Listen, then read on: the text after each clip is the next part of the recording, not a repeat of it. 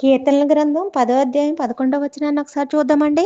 నీ సన్నిధిని సంపూర్ణ సంతోషము కలదు. నీ కుడి చేతిలో నిత్యము సుఖములు కలవు అని. మనము ఈ భూలోకంలో సంచరిస్తున్నటువంటి మనకు ఈ లోకంలో ఏది ఉన్నా కూడా ఏది మనకు సంతోషాన్ని ఇవ్వలేకపోవచ్చు. మనకు డబ్బు సంతోషాన్ని ఇవ్వలేకపోవచ్చు. మనకున్నటువంటి ధనము సంతోషాన్ని ఇవ్వలేకపోవచ్చు. మనకున్నటువంటి బలము కూడా సంతోషాన్ని ఇవ్వలేకపోవచ్చు. కానీ ఆయన సన్నిధిలో మాత్రము సంపూర్ణ సంతోషం కలదంటండి. ఆయన సన్నిధిలో మనం కొద్ది గంటలు గడిపినా అది మనకు సంతోషాన్ని ఇచ్చేదిగా ఉంటుంది.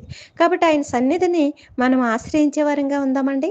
ఆయన సన్నిధిని ఆశ్రయించి ఆయన సన్నిధిలో గడిపితే గనక దేవుని సన్నిధిలో నిత్యము కూడా సంతోషమే. ఆయన కుడి చేతిలో నిత్యము కూడా సుఖములేనంటండి. అటువంటి దేవుని కలిగిన మనం ధన్యములు కదండీ! చాలా సందర్భాల్లో మనము మందిరాన్ని హ్మ్.